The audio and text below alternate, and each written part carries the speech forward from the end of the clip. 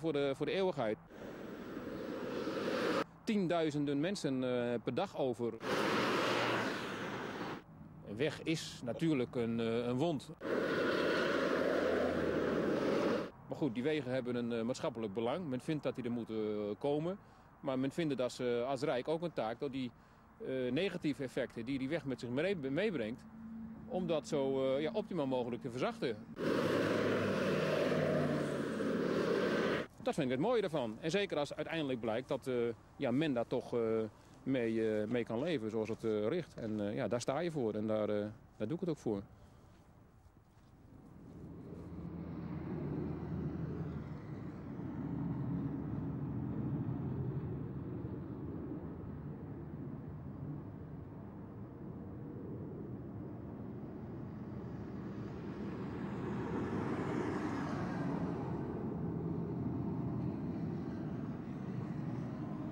Ik vind het hier een aantrekkelijk gebied. Vooral die afwisseling die heel nadrukkelijk is.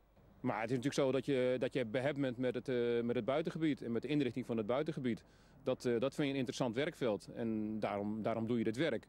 En je hebt natuurlijk al heel lang belangstelling voor het groen. En ja, voor mij is dat een beetje een gegroeide situatie geworden. Maar ja, landschap en buitengebied, dat interesseert je natuurlijk.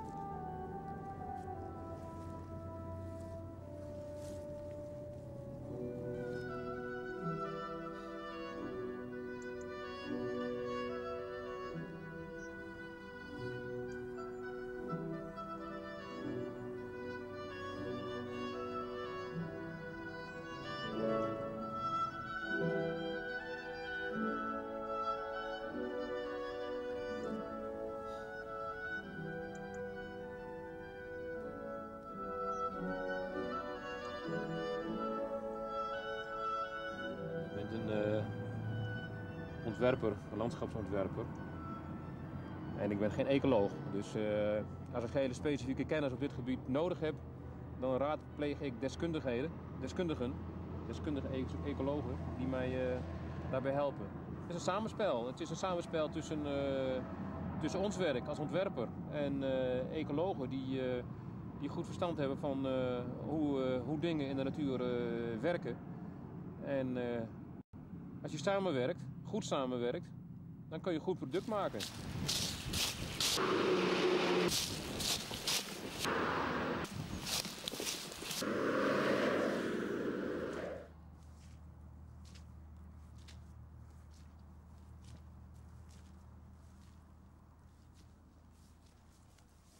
Natuurlijke processen moeten het werk doen. Nou, hier heeft zich al elzenzaad. In die omgeving komen dus die elzen voor in dat beekdal. Nou, dat komt in die beek terecht. Dat stroomt met een bepaalde waterstand, komt er hier net overheen. Dat zet zich hier af en ontkiemt hier. Dus hier is niks geplant, nee. Nee, dat is leuk.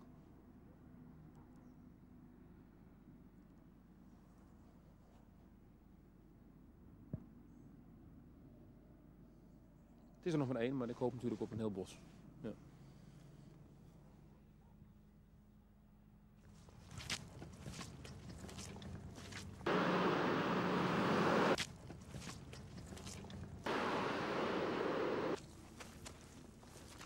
Je gaat natuurlijk dingen op papier zetten. Je geeft aanwijzingen aan mensen die dus de bestekken uit moeten voeren. Zoals hier geef je aanwijzingen aan mensen die dus het technische werk van zo'n weg uitvoeren. Die toch vaak al een beetje vreemd aankijken van wat bedoelt hij nou precies. Ze weten precies hoe ze zo'n keurig teluutje moeten maken en een weg. Maar je moet toch wat meer aanwijzingen geven. Op het moment dat je zegt van ja, je moet hier zorgen dat je uitgangssituatie creëert voor een goede natuurontwikkeling. Dus het is inderdaad dat even afwachten van hoe gebeurt het. Dus alles wat je maakt, dat wil je uiteraard wel graag zien, ja.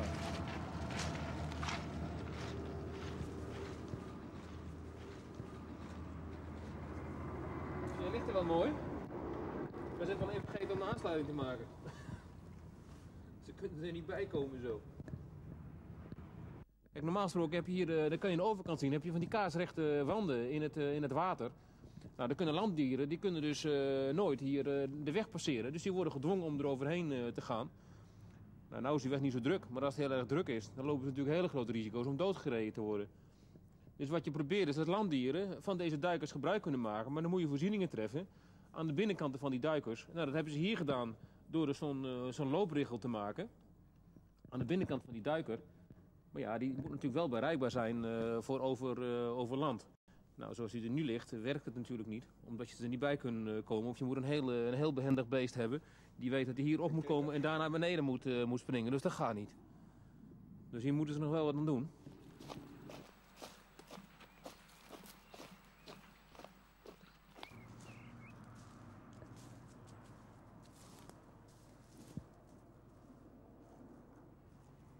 Op het moment dat je met zo'n weg begint en je gaat een landschapsplan voor die weg maken, maak je bepaalde keuzes voor jezelf om te kijken van hoe ga ik die weg inrichten. Hoe ga ik hem inpassen in dat landschap. En het is nu net de uitdaging ook voor ons om die twee dingen op een goede manier met elkaar te verenigen. Landschap of weg is ook landschap. En ja, dat kan misschien vreemd klinken, maar het vraagt om aandacht, het vraagt om inpassing, het vraagt om zorg. Dus ja, die interesse is er wel. Ja, het klinkt natuurlijk misschien wat vreemd, maar ja, zeker. Het is een spannend werkveld, vind ik het.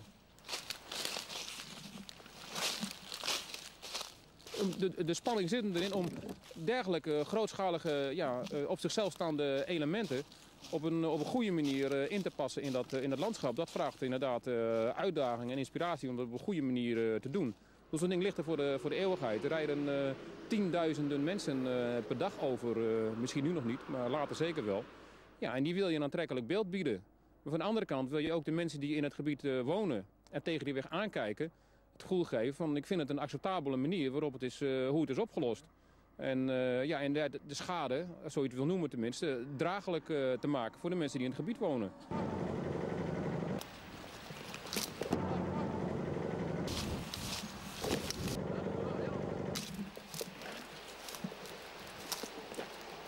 Op het moment dat je met zo'n weg begint en je gaat een landschapsplan voor die weg maken, maak je bepaalde keuzes voor jezelf om te kijken van hoe ga ik die weg inrichten.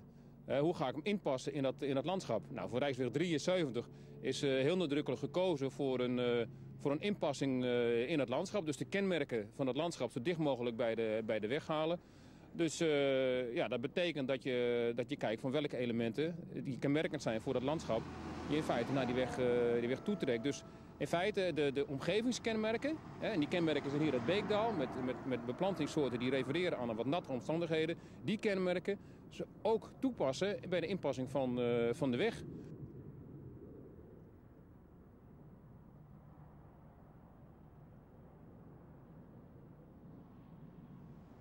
Dus je hebt een bepaald beeld voor ogen. Je probeert kenmerken van het landschap te versterken in die omgeving van de weg.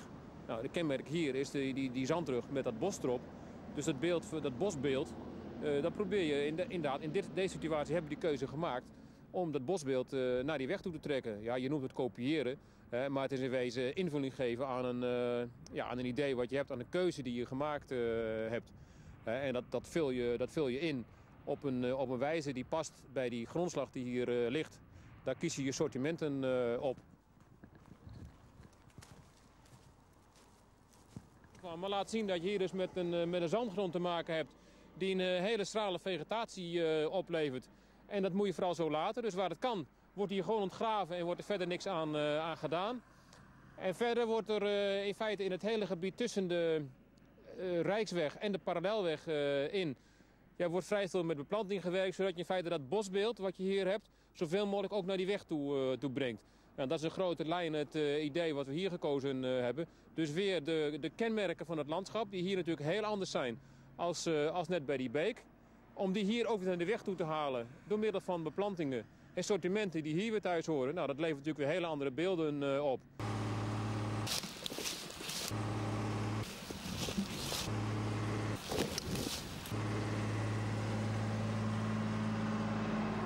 Asfalt is een hele nadrukkelijke uiting van functionaliteit, van vervoer, van de verkeersmachine. En het is zo logisch dat ik het door die logica ook wel mooi vind. Wij worden gevraagd om dat op een verantwoorde manier in het landschap neer te leggen. Het zorgen voor een goede inrichting, voor het opheffen van negatieve uitwerkingen van zo'n weg, voor zover dat mogelijk is. En zoveel als mogelijk is. Maar het is niet aan mij om uit te maken van moet er nou wel of geen asfalt komen. Ik kan er natuurlijk wel een persoonlijke mening over hebben. Zoals iedereen in Nederland dat heeft, heb ik dat natuurlijk ook wel. Maar ik beslis daar niet over. Ik word gevraagd om een ingreep op een goede manier vorm te geven. En dat doe ik graag.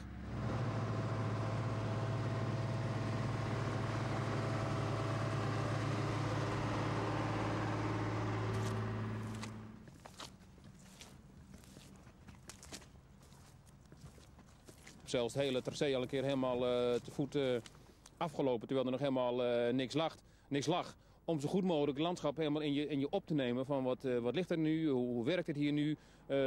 Zijn er plekken of punten waar ik inspiratie kan uitputten om bepaalde ontwerpen te maken. Dus je laat in eerste instantie dat landschap helemaal goed op je inwerken. En je kijkt of dat inspirerend werkt op het maken van ontwerpen. Het landschap en het gebied ook fysiek beleefd door daar heel nadrukkelijk door te sjouwen. Er nat van te worden en er vies van te worden. En ja, dat vind ik op zich wel een aardige voorbereiding op het ontwerp maken, ja.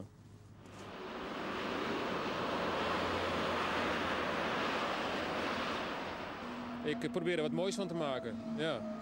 Ja, en dus, ik heb ook zoiets van, ja, ook een weg, ook een lint door het landschap kan zijn eigen schoonheid hebben. Als je dat met z'n allen wilt, kan je het ook zien als een bouwwerk wat kwaliteit heeft, wat er mooi uitziet. Ja, dat heeft ook zijn kwaliteit en zijn waarde. En zo ga ik er liever mee om dan het te behandelen als iets waar je bang voor moet zijn of wat je weg voor moet stoppen. Ik haal liever die kwaliteit die het heeft naar boven. Het komt er toch.